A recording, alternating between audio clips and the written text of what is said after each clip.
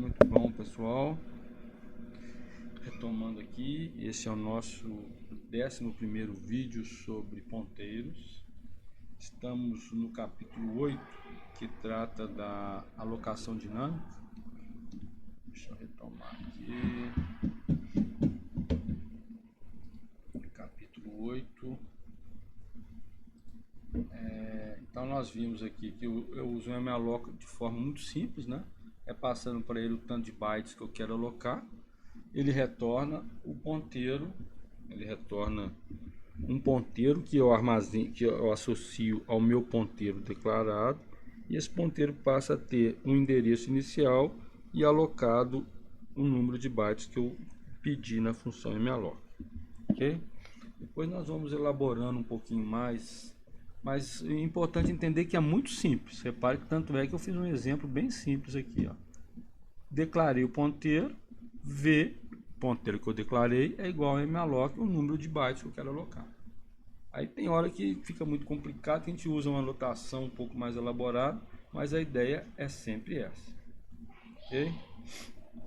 Bem, aqui no capítulo 8 eu dou um exemplo aqui, em que eu defino um ponteiro do tipo char, então str é um ponteiro do tipo char, é um ponteiro para char, e eu aloco 18 bytes. Só que eu uso eu coloco em parênteses aqui, eu uso um modificador, a gente chama isso de cast. Eu vou abrir isso aqui e aqui, deixa eu dar uma aumentada aqui para você. Vou ver aqui, muito bom.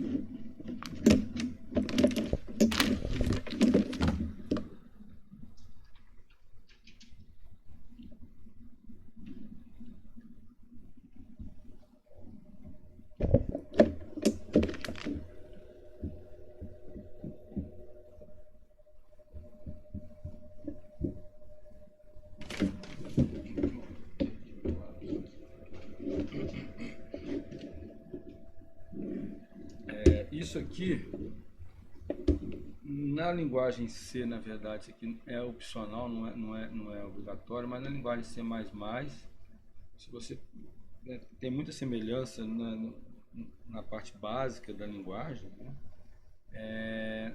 Isso aqui é um cast. O que ele está falando aqui? Ele está falando que o que vai retornar dessa variável, dessa função, ela retorna algo que eu vou guardar no meu vetor. Aqui eu estou mudando o tipo para o tipo ponteiro para char, que é o tipo do meu ponteiro. Então isso aqui é um cast que define... Nossa senhora, isso mais bonitinho. Isso é um cast. Chama cast. O que ele é? Ele é um modificador de tipo.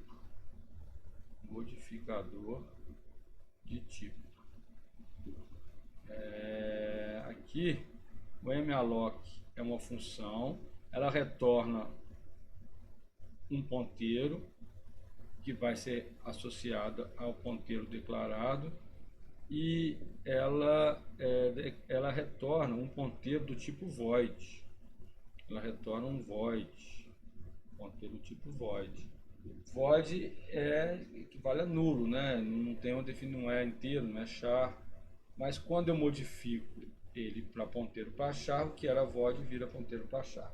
Isso é opcional, porque o C faz isso automático. Não precisa de fazer isso. Eu coloquei aqui, e tem vários exemplos que a gente usa, porque na literatura, na internet, quando você for pegar exemplo, vários exemplos usam o cast, que é o modificador. Okay? Nós usamos o cast quando nós fizemos um programa do tipo float x, eu falo x é igual a 3 dividido por 2. Vamos fazer isso aqui, então, peraí. Vou usar um cast aqui para dar como exemplo. Aloca 1, vou pegar um file, new. Vou pegar um exemplo aqui. Guarde, por favor. Int x, não, float x. X é igual a 3 dividido por 2. Printf x igual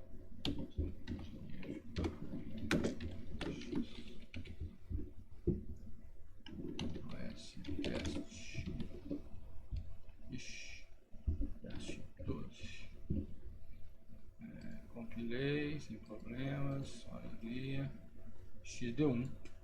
Não deu 3,5, apesar de ser float, 3 dividido por 2 deu 1. Por quê? Porque ele fez uma divisão de inteiros.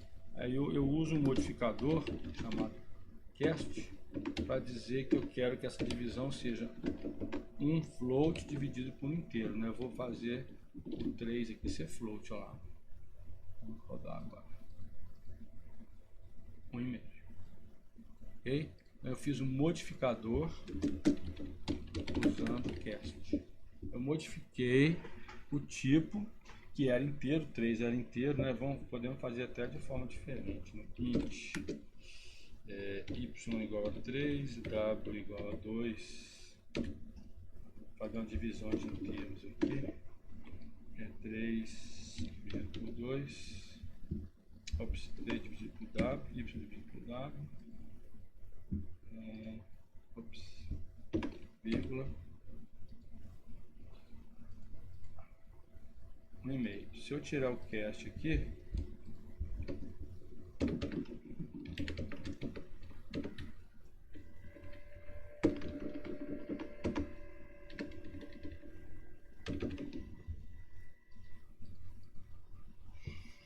então eu dividir y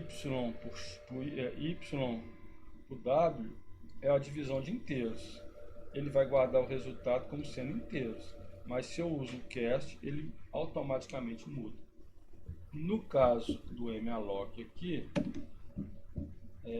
ele já faz isso automático, né? Então, deixa eu fazer uma outra coisa aqui também.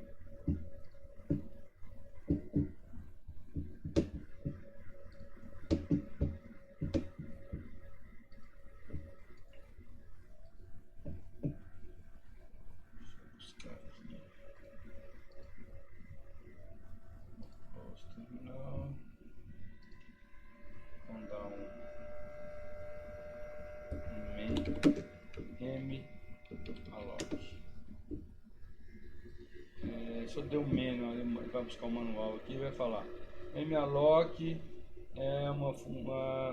malloc é uma função que aloca um número de size de bytes e retorna um ponteiro. Ela retorna de descrição, erro, banana. Como você vai falar aqui? Olha lá, ela retorna um ponteiro para void, ou seja, ela é um void, é algo que não tem um valor atribuído, é um nulo, ele está limpo, está vazio. Ele está vazio. Quando eu coloco o cast, ele muda aquele vazio para o tipo que eu quero. Porém, o C já faz isso automaticamente. O C++ já não faz. Então, a gente acaba acostumando a colocar, porque quando você for usar um C++ ou uma versão diferente do compilador C, você pode ser que tenha uma advertência aí. Ok? É isso. Isso aqui então vale para char, vale para int, vale para float, vale para qualquer tipo de ponteiro. Ver se tem algo mais para falar aqui. Tá, isso aqui, a função calloc e a função realloc trabalham de forma semelhante, né? Vai mudar um pouco a sintaxe. A função calloc ela aloca memória. A função malloc, ela aloca a memória e ela só deixa a memória vazia lá. A função calloc, ela aloca a memória e coloca zeros. É como se eu estivesse alocando aqui naquele exemplo que eu coloquei aqui. Eu aloquei 20 espaço e coloquei o valor zero aqui. No caso do malloc, ele deixa vazio.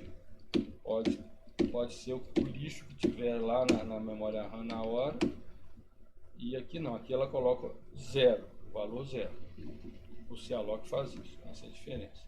E o realloc, você pode usar o realloc para realocar. Então, se eu definir um ponteiro apontando para essa posição com 20, eu posso alterar ou aumentando ou diminuindo usando a função realloc. Nós vamos trabalhar isso nos exemplos, nas listas que eu for, nos exercícios da lista que eu for tratando aqui. Aí tem vários exemplos aqui, é importante que vocês façam. Eu pergunto para você, eu peço para você alterar as linhas. Então, faz parte do seu estudo entender esses exemplos, tá? Para você não precisar de copiar aqui e colar, eu vou colocar esses exemplos lá no Classroom zipados, ok? Aqui a função o cast, né, que eu falei aqui. Acho que é isso aqui, eu já dei uma explicada bem detalhada do capítulo 8 aí.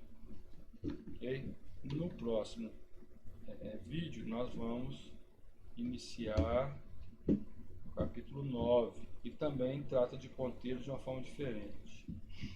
No capítulo 9,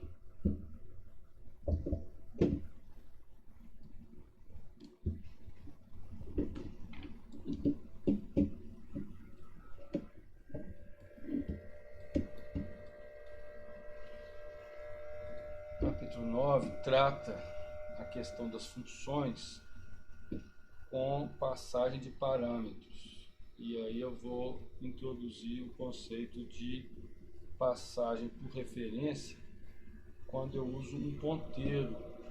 Passagem por referência significa que você está passando um dado para uma função, não é o conteúdo, é o endereço de uma variável. Tá?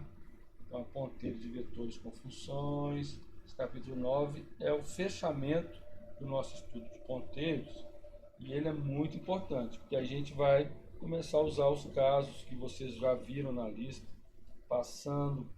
trabalhando com função com vetor, com matriz, com ponteiro. Tá? Ver se tem mais alguma coisa importante aqui. Uma função que retorna um vetor, tem vários exemplos. Tá? Matriz de ponteiro. Aqui eu explico como associar, como relacionar um ponteiro, fazer um ponteiro trabalhar como se fosse uma matriz, né? Uma matriz, por exemplo, N por N, e vários exemplos, vários exercícios. Importante demais esse capítulo, e ele fecha a parte de introdutório, os conceitos básicos do ponteiro. Depois o resto agora é maturidade, trabalho, exercício, né? Tempo mesmo. Ok? Então, no próximo vídeo a gente já volta com o capítulo 9, que é o estudo de função, já utilizando o que nós já aprendemos de ponteiros. Ok? Até lá.